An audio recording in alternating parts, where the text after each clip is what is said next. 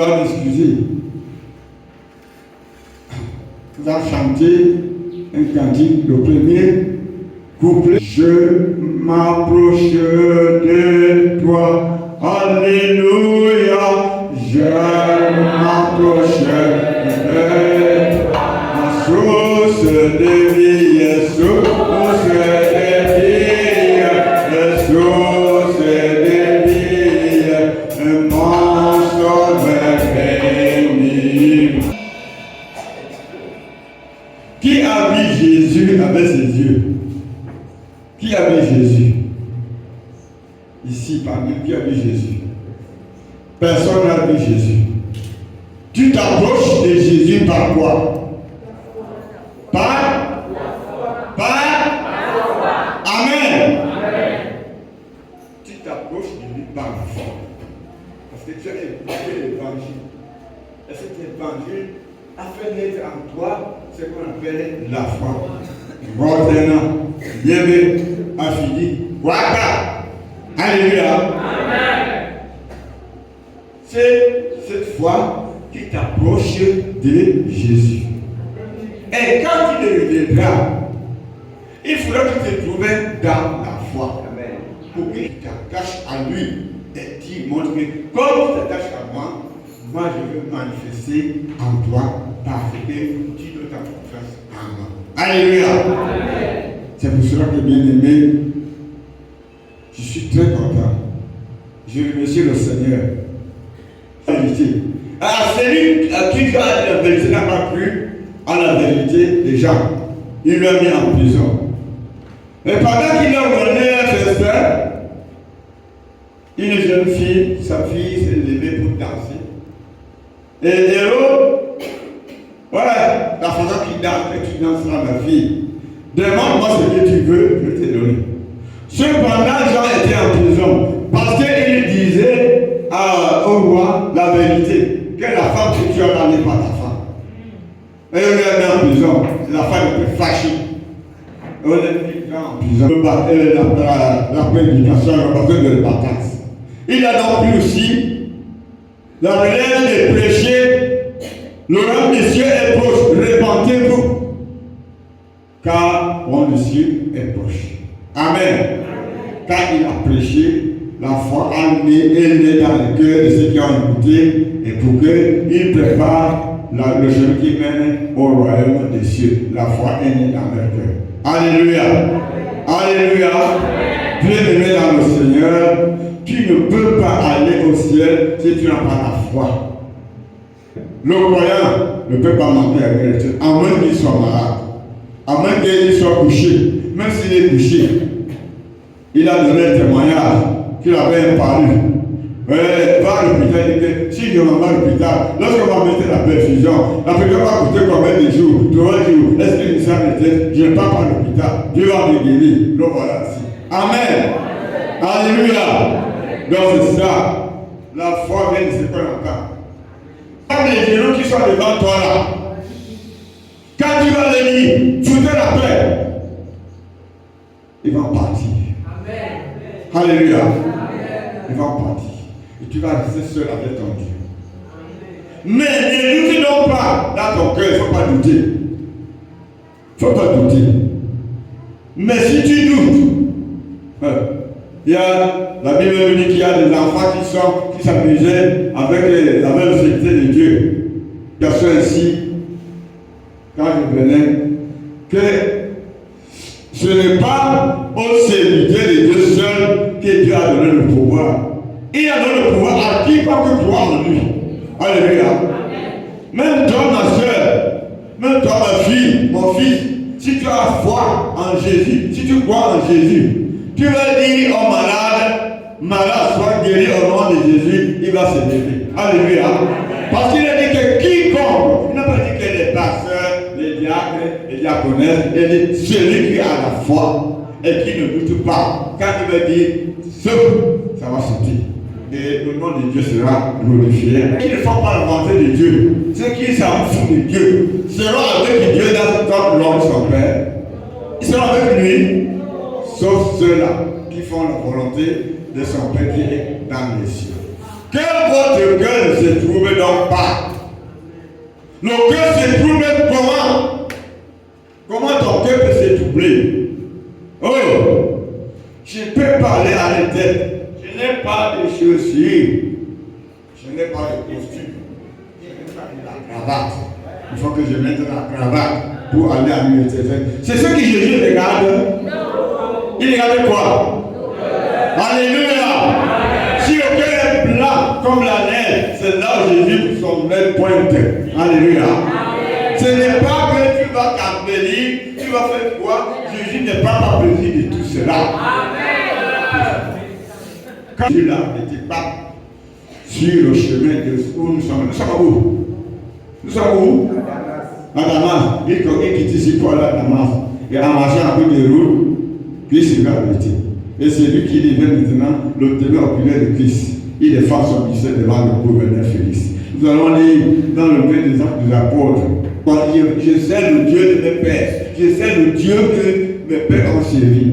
Alors c'est ce Dieu que moi je sais. Je prêche l'évangile qui pourra donner naissance ou gloire aux justes qui écoutent la parole. Les justes seront dans l'enfer. Alléluia. C'est cette parole que je dois dire. Mais ceux qui écoutaient la parole de Paul ne savaient pas qu'il était en train de dire la vérité. C'est comme ça que lorsque un serviteur de Dieu, une servante se lève pour dire la vérité, ah, laisse-moi mettre tout ça, ah, laisse-moi mettre tout ça, ah, c'est pour faire là, ce n'est pas ça. Or que c'est la vérité. Quand Jésus faisait du bien, on n'avait pas de Dieu. Quand il multipliait, quand il transformait l'eau en vin, ils ont bu, ils étaient très contents. Quand il a multiplié le pain et le poisson, ils ont mangé, ils étaient très contents. Mais quand le moment d'accuser Jésus est arrivé, tous ont renié Jésus. Là, c'est un prophète, c'est un mari, c'est ceci, c'est ceci. C'est comme ça que c'était Jésus. Quand il part pour annoncer l'évangile quelque part, l'évangile qui donne la paix, qui donne la vie, qui donne la prospérité, qui donne le bonheur, qui donne la joie et qui multiplie, comme nous avons dit hier soir. On a curé de toutes sortes de manières. Oh, il fait ceci, il fait cela. Alors Jésus, le Fils unique de Dieu, est venu pour nous amener la foi. Avec cette foi, nous marchons pour atteindre nos ambitions. Alléluia. Nous, par la foi que nous avons. Parce que quand tu me vois en erreur, ne peux pas. Quand tu vas ta soeur en erreur, ne peux pas. Va vers celui-là ou d'une soeur là. Pour lui dire que mon fils, mon père, mon mère, c'est ce que tu fais. Sauver les autres dans le feu, parce que le feu éternel ne doit pas nous embraser. C'est pour que tu aies la vie éternelle. Donc ne refuse donc pas que si ton frère vient de toi, si ta soeur vient de toi, et si ton passé a vu quelque chose quand il vient de toi, ne le méprise pas. Est-ce que toi-même qui viens vers moi là, est-ce que toi-même, c'est Dieu qui a fait ce qu'il voit et qu'il vient. S'il voit et qu'il ferme sa bouche, ce serait son péché. Ce serait son affaire. Parce que Dieu dit à Ézéchiel que si je vois quelqu'un faire du mal et que je t'envoie vers celui-là, si tu fermes ta bouche pour ne pas aller vers lui, et que le mal lui arrive, ce mal va retomber sur toi. Mais si tu vas et que tu lui dis ce qu'il a fait de mal et qu'il refuse de se repentir pour qu'il ait la vie éternelle, c'est son affaire. Lui et moi, ce n'est plus son affaire. Toi, tu as déjà fait ta part. Alléluia. Amen. Tu as déjà fait ta part. C'est pourquoi Gilles nous donne cette exhortation. Que sauver les autres qui vont droitement au feu, rajouter-les du feu, ramener-les à la vie, ramener sur le droit chemin, pour qu'ils puissent marcher. Marchant là, mon frère, ma soeur, ce n'est pas le goudron. Ce n'est pas le goudron, c'est le chemin étroit et périlleux. Alléluia. Qui a leur vie ainsi que les musées en parole. C'est comme ça le chemin qui mène à l'éternel. Tu descends, tu montes. Et qui nous a arrêté de continuer, c'est qui nous arrête de continuer, portera sa peine. Et sa peine a été déjà écrite avec un bureau de fer, le diable, qui nous a mené, qui nous a dérouté en nous disant que Est-ce que Dieu a-t-il dit que? Est-ce que, non. Le est-ce que là, c'est ça qui nous amène à la perdition. Tenons ferme, marchant et d'abord la croix du Seigneur Jésus-Christ. Nous allons arriver. Amen. Amen. On a parlé aussi la vérité.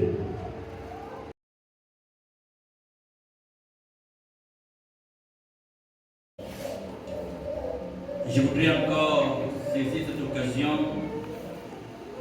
pour rendre grâce à Dieu de votre présence ici, dans le cadre de cette rencontre spirituelle annuelle.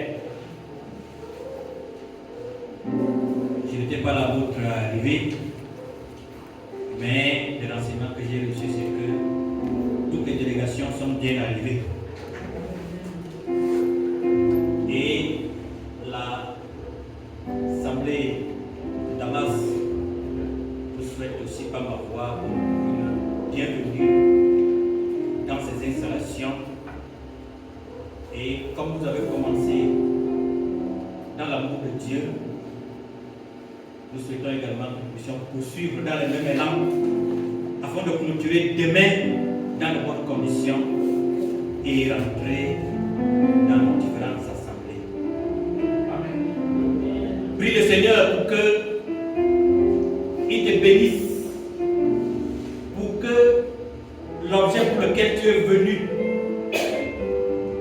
l'objectif pour lequel tu es là, puisse être atteint. Tu n'es pas venu en vain. On t'a parlé de Jésus-Christ, qu'il sauve et qu'il guérit. Et on t'a dit que tu es parmi les gens qui l'appellent dans sa maison pour être sauvé et pour être guéri. Parce qu'il dit lui-même dans sa parole, venez à moi, vous tous qui êtes chargés et fatigués, et je vous donnerai du repos. Je crois qu'il est affiché, non? La vérité et la fidélité à Dieu comme fondement de la bénédiction et de la nouvelle vie. Ça, c'est le thème central. Ça veut dire que nous allons beaucoup parler de la vérité et de la fidélité. Parce que le sous-thème que je vais exposer s'intitule Saint-Esprit, l'esprit de vérité. Et c'est tout.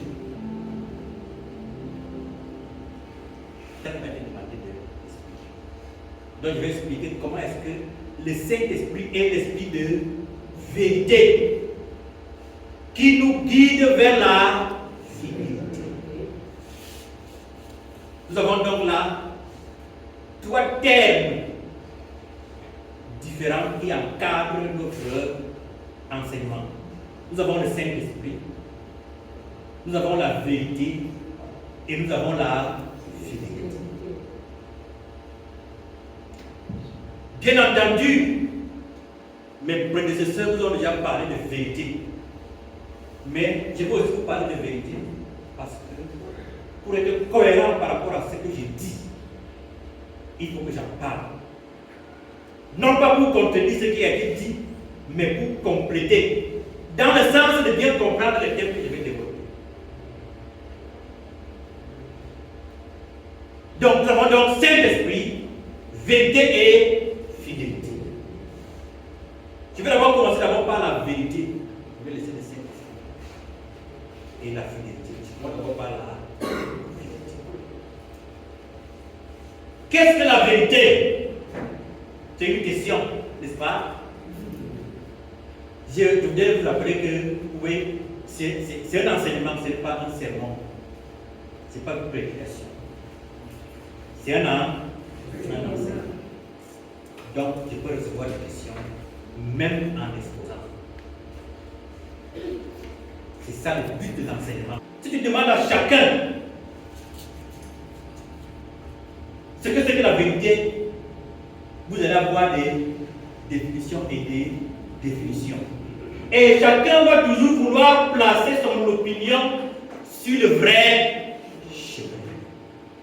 Chacun va penser que c'est ce qu'il dit qui est vrai. Ça veut dire que selon les hommes, la vérité dépend de chacun. Ça devient donc une opinion. Au lieu d'être la vérité. Mais cet enseignement va nous donner de comprendre que la vérité ne vient pas des hommes.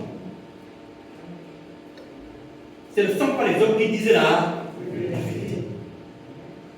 Tu peux croire que tu dis la vérité alors que tu dis le mensonge. C'est normal. Parce que la vérité ne vient pas de toi. L'homme est essentiellement faux. Parce que c'est ça le contraire de la vérité. C'est la fausseté. L'homme est essentiellement faux. Il ne dit pas ce qui est vrai. Parce que la vérité ne peut pas venir de lui. Mais la vérité vient de qui? Du Saint-Esprit. C'est pour ça que nous allons parler de la vérité révélée. C'est la vérité révélée.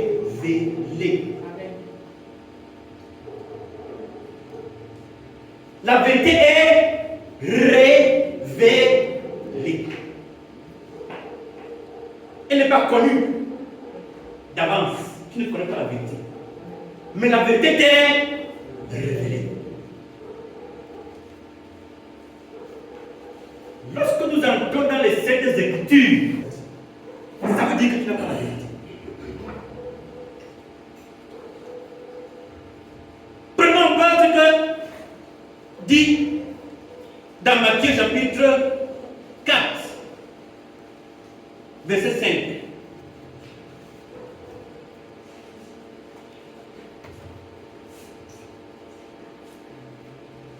Le diable le transporta dans la ville sainte. C'est une histoire qui est connue de nous tous. Mais, parce que tu connais selon la chair et le sang. Et tu connais selon tes intentions et tes besoins. Mais la vérité est révélée. Parce que Jésus a dit, vous connaîtrez la vérité et la vérité vous affranchira. C'est dans le croire que ce que tu dis là est vrai. Cesse de croire que ce que tu dis est vrai. C'est le Saint-Esprit qui révèle la vérité. La vérité, c'est que, dans la réponse de Jésus, c'est qu'il n'a pas encore fait comme la femme là, lève le doigt. Voilà la vérité. Qui fait quoi?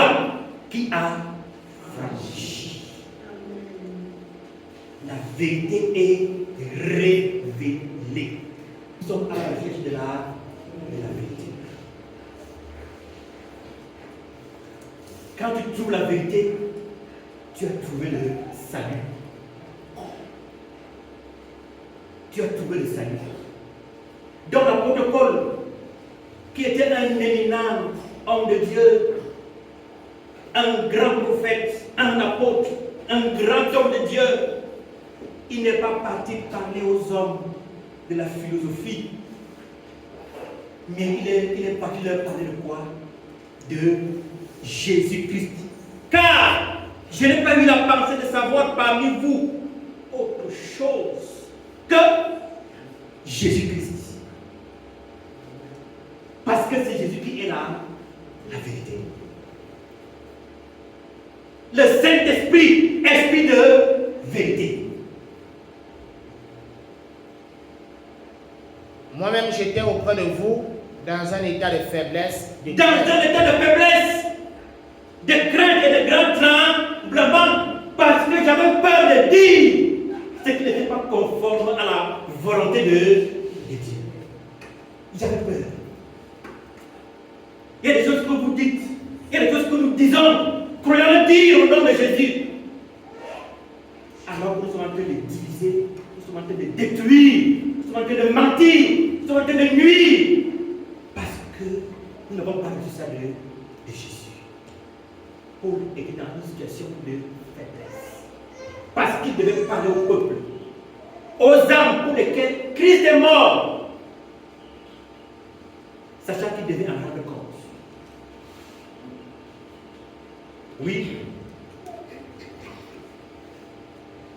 Et ma parole et ma prédication ne reposaient pas sur les discours sur le persuasifs, discours persuasif de la sagesse, mais sur une démonstration d'esprit et de puissance. mais sur une démonstration d'esprit et de puissance. Lorsque vous parlez selon le Saint-Esprit, alléluia, lorsque vous parlez selon le Saint-Esprit, selon la révélation du Saint-Esprit, vous êtes un homme béni. Et l'auditoire est béni. Et les gens sont guéris. Et les gens sont sauvés. Et les gens sont délivrés. Parce que vous parlez selon le Saint-Esprit, qui est l'esprit de vérité. La révélation. C'est une révélation.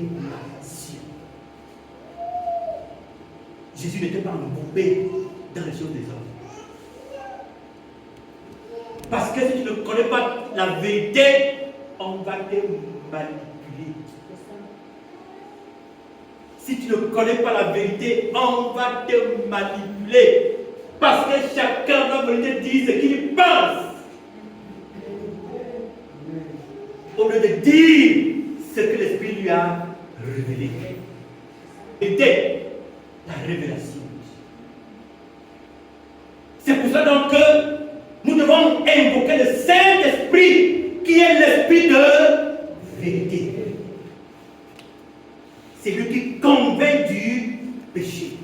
C'est lui qui enseigne la parole, qui donne la bonne nouvelle. C'est le Saint-Esprit. Recherche le Saint-Esprit. C'est lui l'Esprit de vérité. Parce que Jésus est parti. C'est lui qui pouvait dire, n'est-ce pas, aux pharisiens, que ce que vous dites là n'est pas vrai. C'est lui qui pouvait dire à Satan que ce que tu dis là n'est pas vrai. Voici la vérité. C'est le Saint-Esprit qui est resté à sa place. Il faut donc recourir au Saint-Esprit pour avoir la vérité.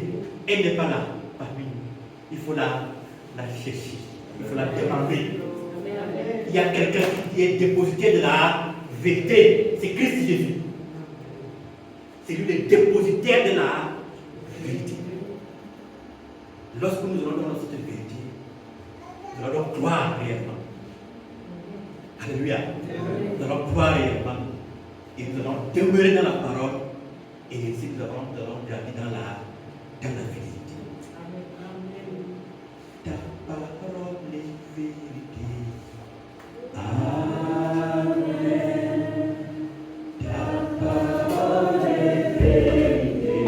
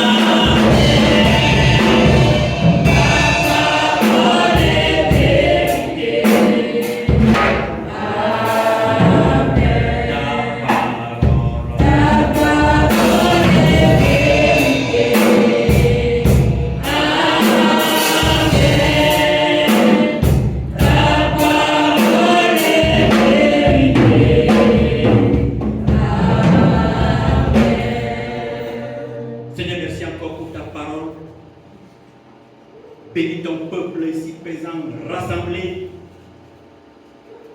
qui n'a pour seul vrai Dieu que toi. Parce que c'est toi qui es demeuré fidèle à lui. C'est toi qui as donné ta vie pour ce peuple. Et c'est toi qui ouvre les portes du salut pour sa restauration éternelle. Regarde les cœurs, Seigneur, de tous ceux qui sont venus. Seigneur Jésus, oh Dieu, restaure-les. Comble-le, Seigneur, oh Dieu Père, de ton esprit, de ta parole et de ta vérité. Affranchis-les et que ta lumière les conduise dans le vert pâturage pour qu'ils soient nourris, Seigneur, et qu'ils soient abreuvés à la bonne source. Une fois de plus, Seigneur Jésus, sois béni pour cette parole au nom puissant, en ton nom puissant, nous avons ainsi prié. Amen.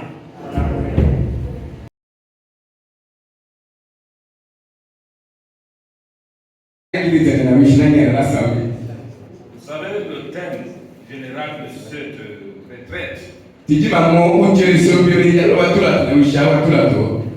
La vérité et la fidélité à Dieu.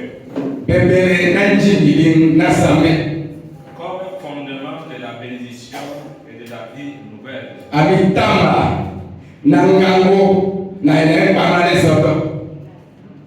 Ici on parle de la vérité et de la fidélité. C'est la base où le croyant doit se poser.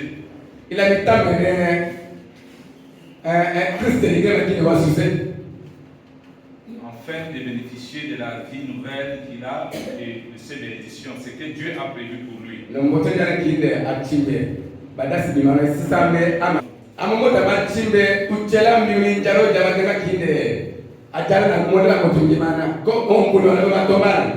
Alors, mon sous-thème que je dois exposer ce soir, c'est le mariage. La famille, une école de sanctification.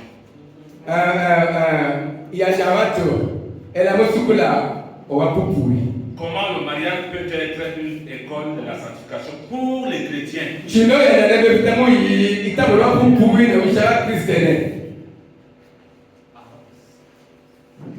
Comment le mariage peut aider le chrétien à grandir dans la foi? Vous savez bien aimé, le mariage c'est une institution que Dieu a vraiment établie.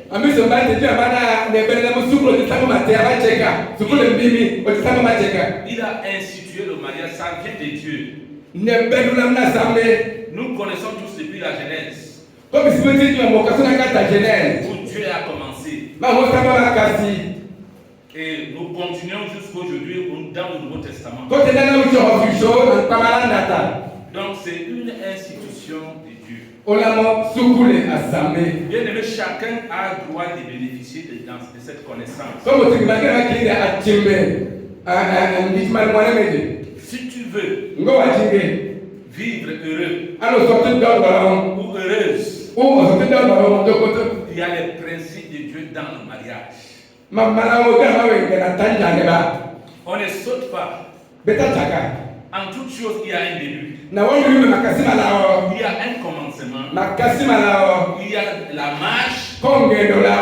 Il y a la finalité. Alors, nous avons tous intérêt à apprendre ce que Dieu nous a parlé. Bien. Avant donc d'arriver dans le mariage proprement dit, il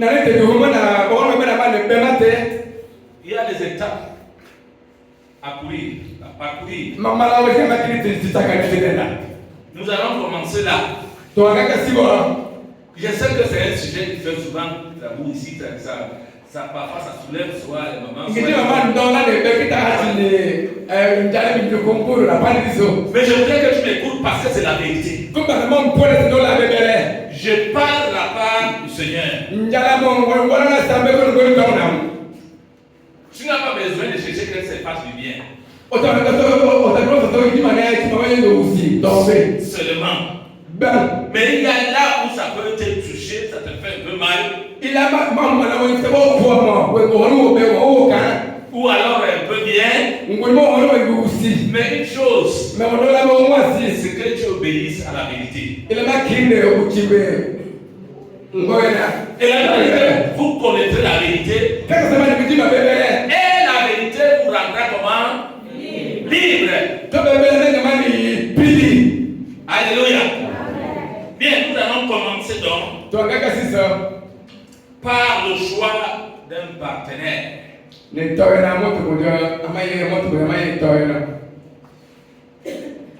Vous savez, le mariage c'est quelque chose de merveilleux, frère. Pourquoi ce principe? Parce que lorsque vous êtes marié, déjà, je vous dis une chose, c'est déjà une église. Je parle bien pour les chrétiens. C'est déjà une église parce que l'église commence dans la maison.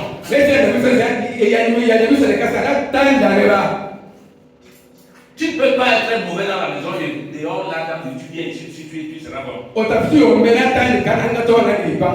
Tu seras un hypocrite. Et les hypocrites ne peuvent pas bénéficier de toutes ces bénédictions que Dieu a prévues pour le mariage.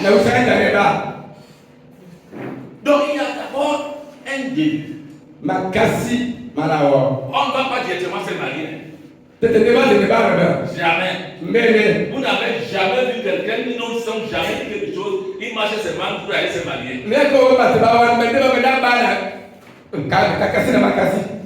Vous avez déjà vu quelqu'un comme ça? Même s'il était sur lui, il va faire des gestes. J'ai dit, même si c'est un sous-mieux, il va faire des gestes. Il va te dire que toi et moi là. C'est un langage. Ils ont aussi un langage, c'est un peuple. Ils ont aussi un langage. Et ils se comprennent. Alléluia. Ils se comprennent. Ils se comprennent très bien. Et disons un peu dans le livre des Proverbes d'abord.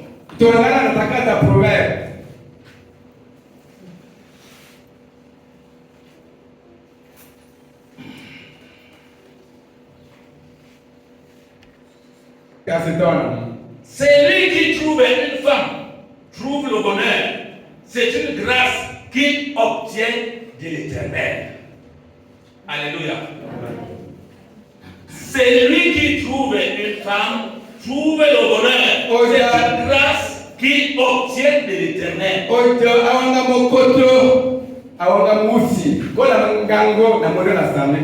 Ce verset nous avons souvent parfois lu. Parfois nous passons dessus. Mais arrête-toi un peu pour observer, pour comprendre ce verset. Si tu obtiens une femme, ce n'est pas pour lui, mais c'est une grâce que l'Éternel t'accorde.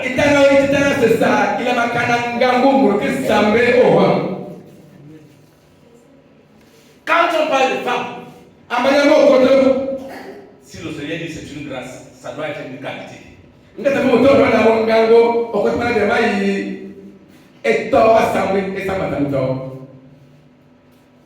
crois qu'il y a deux qualités de femmes si on prend. Il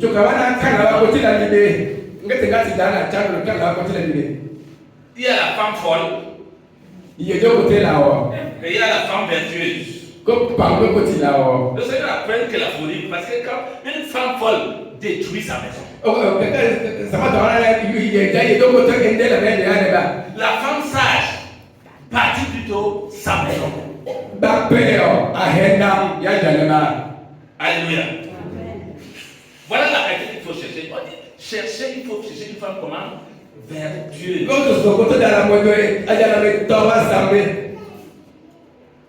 Vous savez, chez les musulmans, même le Coran les apprend ça. Mais ce qu'il a pour eux, c'est qu'il faut chercher 1, 2, 3, jusqu'à 4 femmes vertueuses.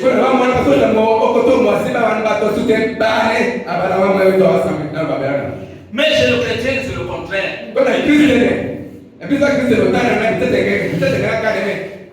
Une et une seule. Alors, il faut prendre du temps pour chercher donc une femme comment? Que c'est pas qui doit le beau à nos sosos. Au côté de la team pour la manière. Et avant ça, 7. Corinthiens 4 au mois-ci, 4 Corinthiens au mois-ci, 4 baraton mois-ci. 7, 39. Nabi Kangamo Mata, Nabiel Mané mois-ci. Il nous dit, une femme est liée aussi longtemps que son mari est vivant. Mais si le mari meurt, elle est libre de se marier à qui elle veut. Seulement que ce soit dans le Seigneur. Amen. Alléluia. Regardons ici. Une femme est liée aussi longtemps que son mari est vivant. Pour s'engager donc dans le mariage,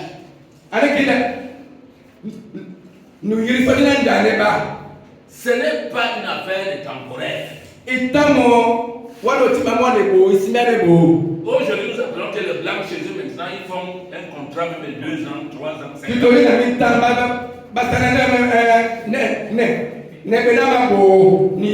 Et ils décident que nous allons nous marier, mais nous faisons un contrat de mariage de combien? De 2, 3, 4, 5 ans.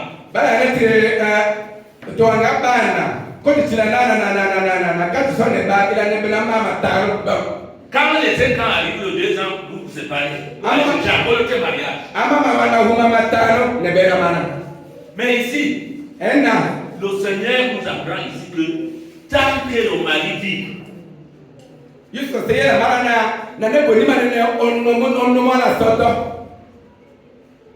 es lié avec lui. C'est pour ces raisons qu'on ne fait pas le choix n'importe comment, même des maris.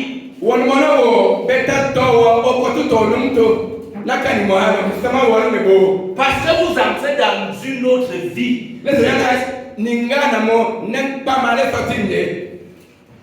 Vous entrez dans une autre vie que vous commencez maintenant à apprendre. Mais ici, le Seigneur veut te préparer pour entrer dans cette vie.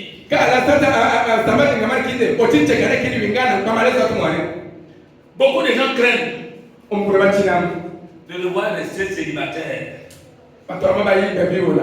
Longtemps célibataire, ils craignent. Mais ce que je vais te dire, ce n'est pas le temps que tu dois mettre dans le célibat.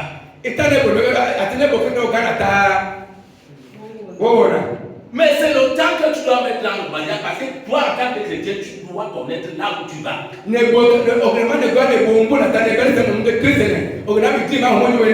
Tu t'engages sur quoi? Sur quelle marche? Il est très important que l'enfant de Dieu recherche la volonté de Dieu dans la prière. Il y a un adage qui dit que pressé après manger chaud. Moi, par rapport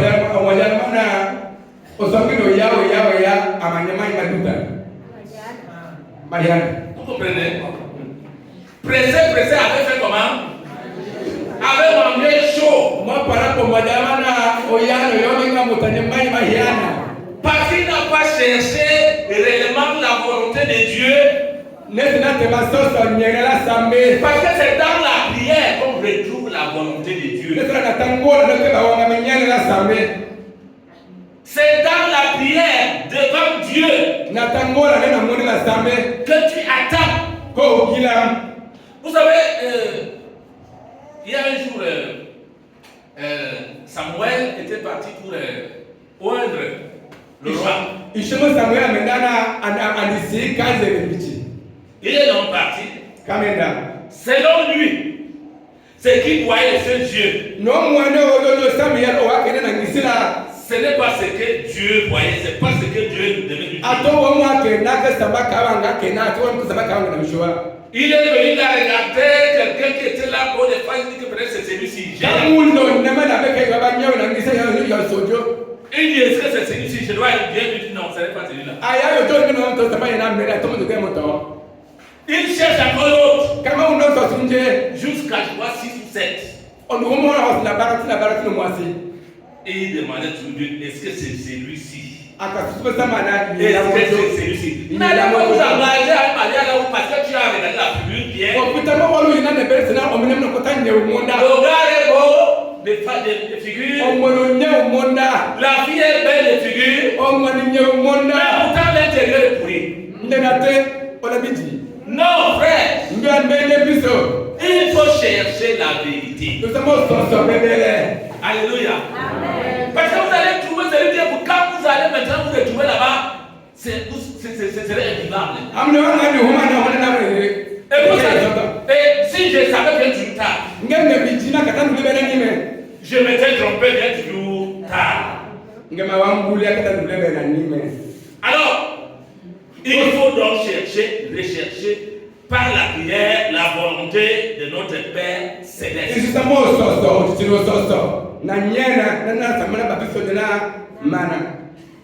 Alors il faut laisser vos éventuelles pensées, vos désirs, ou alors prétendant souvent jusqu'à ce que le Seigneur lui-même te convainque que c'est celui-ci. Vous savez quand la personne que Dieu cherchait était arrivée, Dieu dit, lève-toi. Alléluia. Il dit, lève-toi, c'est celui-ci. Écoutez, il faut écouter jusqu'à ce que Dieu te dise que lève-toi, c'est celle-ci. Lève-toi, c'est celui-ci.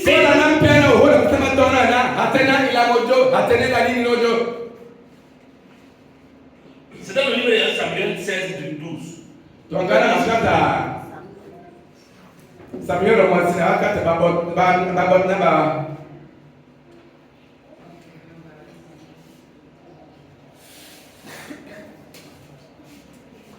Samuel 16, 12. Samuel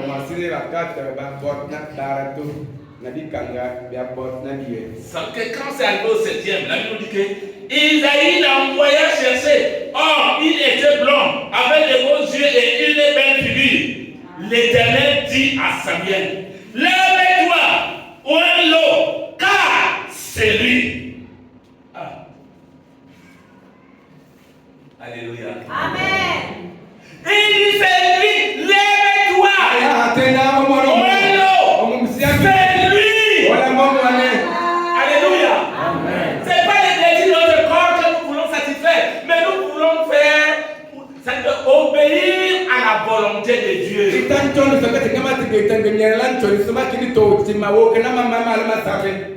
C'est la volonté de Dieu. Alors lorsque tu as trouvé et que tu es convaincu que ça c'est ma côte, la côte de ma côte,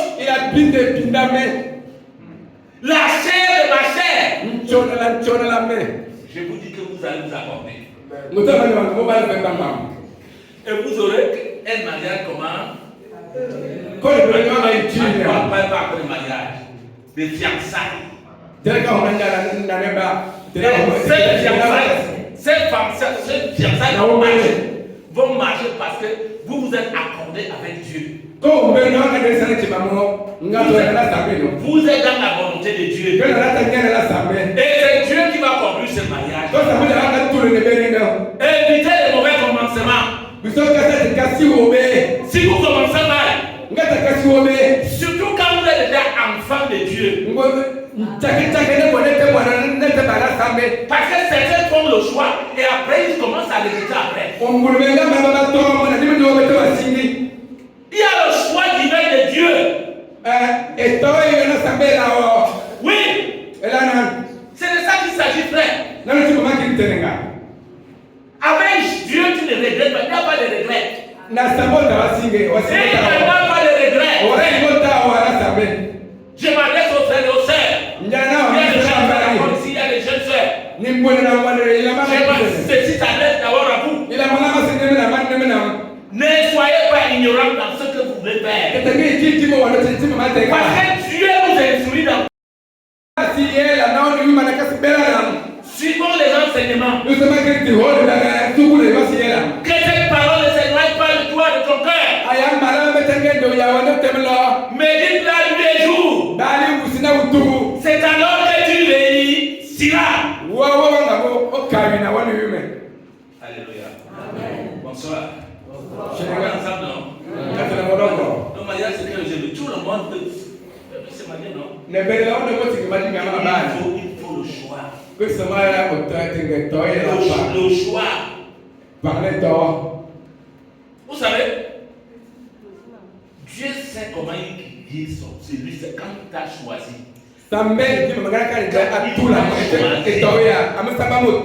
Il y a une ligne qu'il a tracée pour toi. Le dessein de Dieu pour chacun. Il faut le connaître. Lorsque vous allez le connaître, vous allez marcher dans la fidélité. Alors, dans la vérité, c'est alors que vous réussirez. Alléluia. Bien. Nous allons aussi parler maintenant des relations prénuptiales. Relations prénuptiales.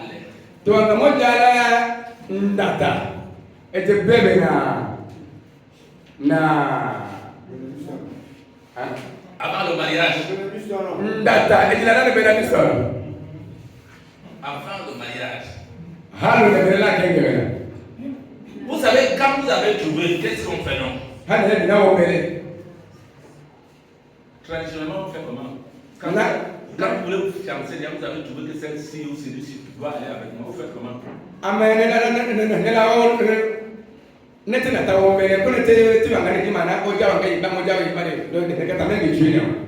N'est-ce pas que vous allez vous présenter? Chez les parents, non? Et c'est un enfant de Dieu, il doit être un bandit. Tu vois la fille de Dieu et tu traces avec. Là, tu entres en bouche avec. Là, tu n'es plus dans la volonté de Dieu. Tu n'es plus dans la vérité. Mais le Seigneur te dit, voilà comment est-ce que tu dois marcher. Quand nous regardons le père de la foi, Abraham, donc nous sommes ses enfants. Et nous ne sommes pas la foi parce que nous croyons à ce qui s'est passé, à ce qu'il a fait. À ce que la parole de Dieu nous enseigne, nous rappelle. La Bible dit qu'il a pris un de ses anciens, il n'a pas pris un petit babi à route. Va me chercher une femme pour mon fils. Non, il n'a pas fait comme ça. Il a pris quelqu'un qu'on sait que s'il arrive, on va le respecter. S'il parle, on va l'écouter. Il dit, mets ta main sur ma cuisse ici. Dis-moi la vérité. Va chercher une femme à mon fils Isaac. Je ne veux pas que tu prennes une femme là où dans le pays où j'habite.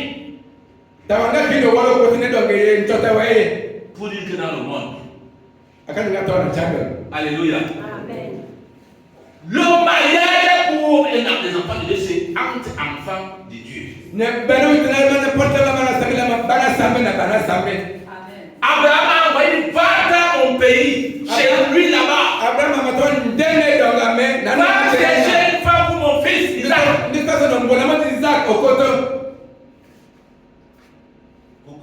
Il est parti, il a envoyé un de ses anciens. Lorsqu'il a envoyé, il n'a pas envoyé Brabala. Amen. Il a envoyé avec quelque chose. Il faut marcher selon les principes de Dieu, ce n'est pas des hommes. Vous savez, nos parents ont essayé au moins de s'efforcer à appliquer ce que Dieu veut, même dans l'ignorance.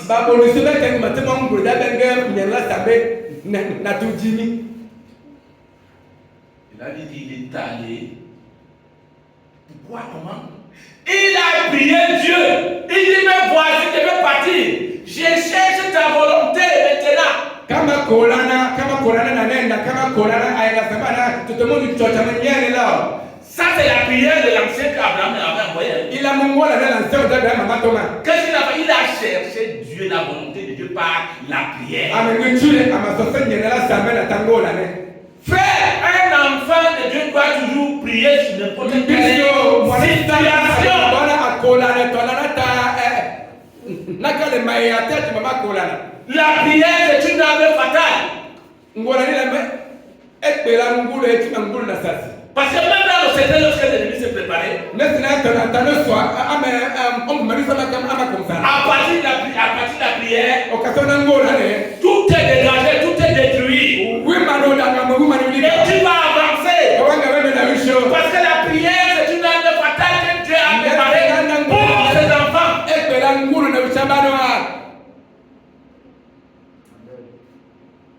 Il est arrivé bien. Il y a Dieu, bon voilà. Quand je vais arriver comme ça, comme ça, la première fille qui viendra, et si elle fait comme ça, si elle fait comme ça, je saurai que c'est elle.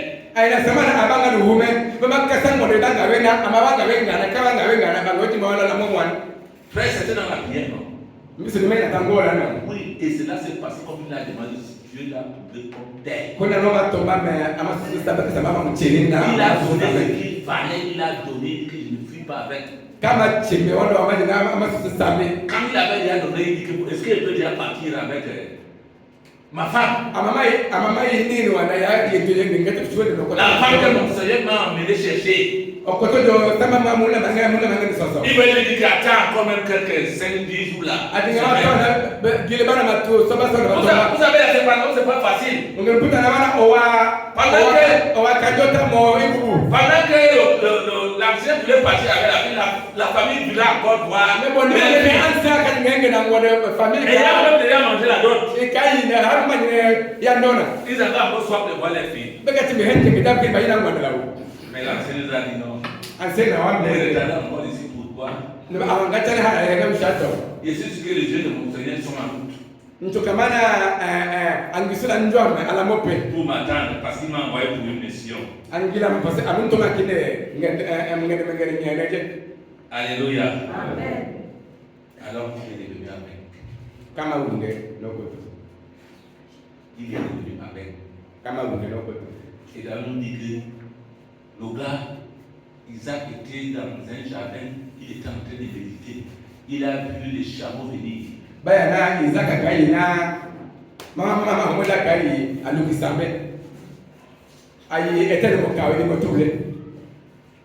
Et sa femme, qu'on est parti chercher, Rebecca, elle lance un coup d'œil, elle voit. C'est que Dieu a préparé, tu peux voir même dans l'obscurité. Là, on rappelle, il a vu. Il demande à l'ancien, c'est qui là-bas? Et c'est mon Seigneur. Vous savez ce qu'elle a fait? Elle est descendue de son chameau. Qu'est-ce qu'elle a fait? Elle a pris le voile pour couvrir sa tête. Vous savez, le voile c'est un signe de soumission.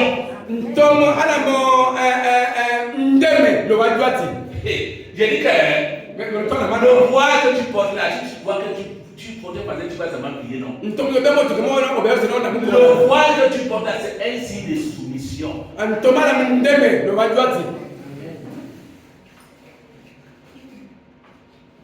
C'est comment? Voilà, tu es. C'est vrai. Voilà, bébé.